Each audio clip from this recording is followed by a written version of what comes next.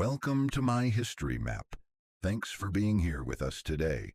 If you enjoyed the video, don't forget to hit like and turn on the bell so you never miss what's next, and share it with your friends, because history becomes better when we discover it together. Let's start the journey. On the night of July 20th, 356 BC, in Pella, the capital of Macedon, a child was born. That same night, the temple of Artemis, one of the 7 wonders of the world, burned to the ground. The oracles whispered, "Tonight a king was born who will set the world on fire." His name was Alexander. By age 20, he was king. By age 30, he had conquered an empire stretching from Greece to India. He died at 32, undefeated in battle. This is not myth. This is the story of the greatest military commander in history, a story of genius, insane ambition, and devastating loneliness. This is Alexander the Great. His father was Philip II, a military genius who transformed Macedon from a barbarian tribe into an empire.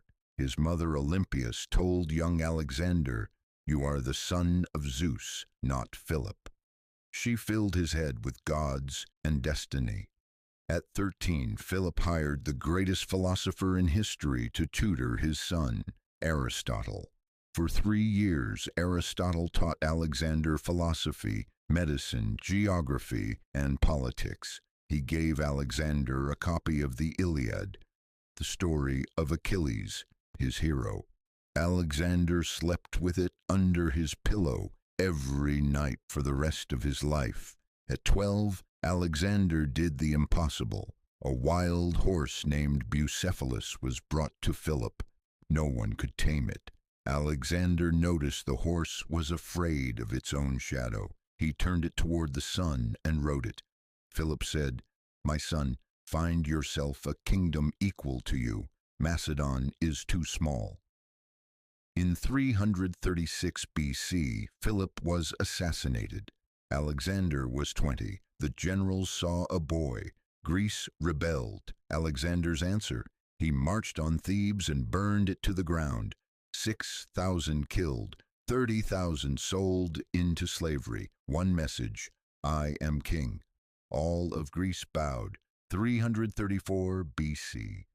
Alexander crossed the Hellespont into Asia with 40,000 men. Behind him, the Greek world. Ahead, the Persian Empire. 2.5 million square kilometers, 100,000 soldiers waiting.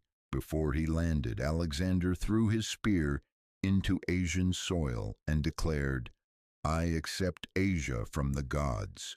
First battle, Granicus River. The Persians outnumbered him 3-1. Alexander led the cavalry charge himself. A Persian noble shattered a spear on his helmet. Another raised his sword to kill him. Alexander's friend Cletus saved his life, cutting the man's arm off.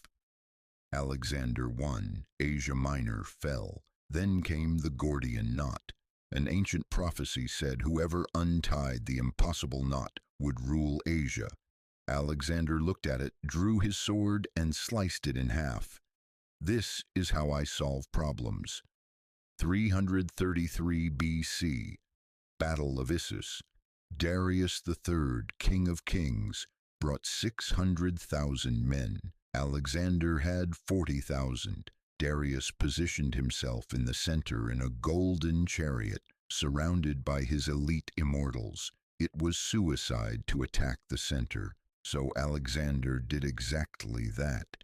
He created a gap in the Persian lines with a brilliant feint, then drove his companion cavalry straight at Darius. Darius saw Alexander coming, eyes like a lion, sword red with blood.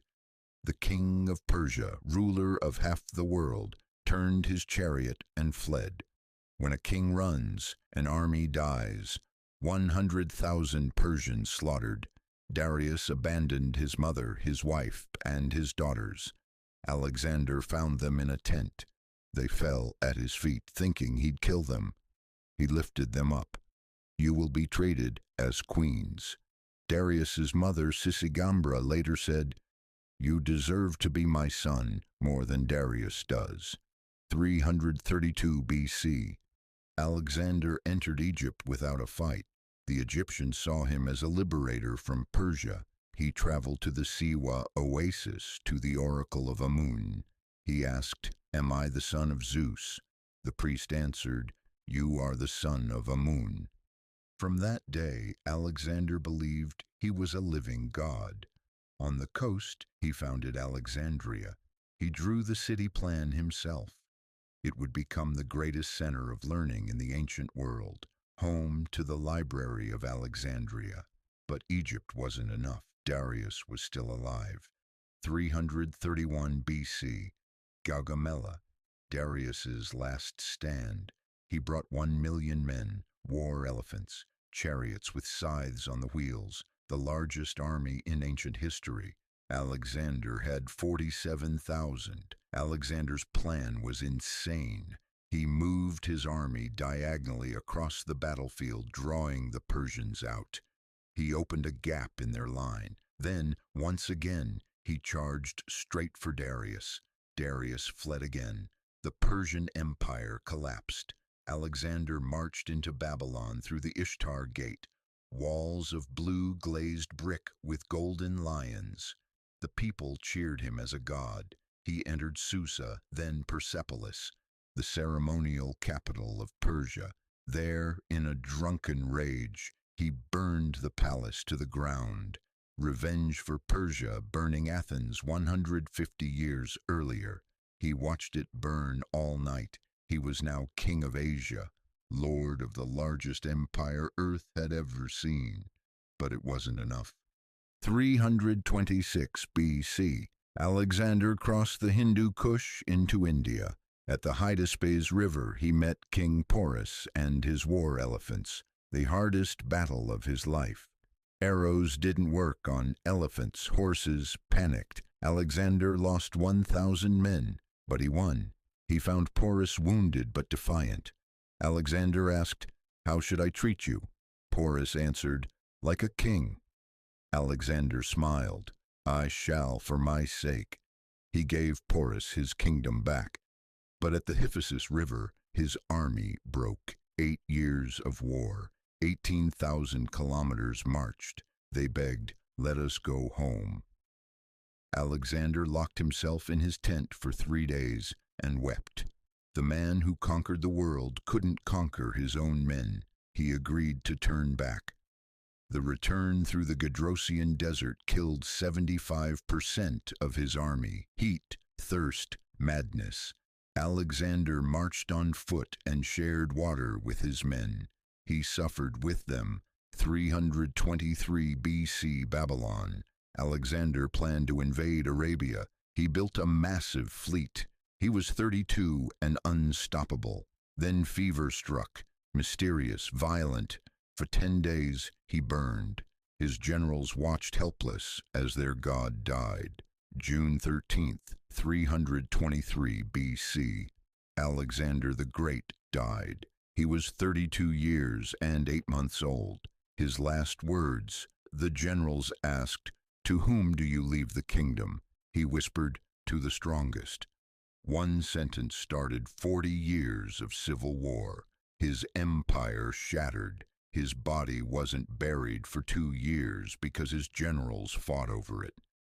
Alexander conquered the world but couldn't conquer death. He built an empire that died with him, but he spread Hellenistic culture from Egypt to India. He founded 70 cities. He changed history forever. He was a genius and a madman, merciful and brutal, a king who thought he was a god. Before he died, he asked, "Are there no more worlds to conquer?" This was Alexander the Great, the man who lived 32 years and left a legacy that lasted 2,300 years. Like and subscribe to My History Map, and share the video with a friend who loves history, because history doesn't end when we tell it. It begins when we remember it together. See you in the next story.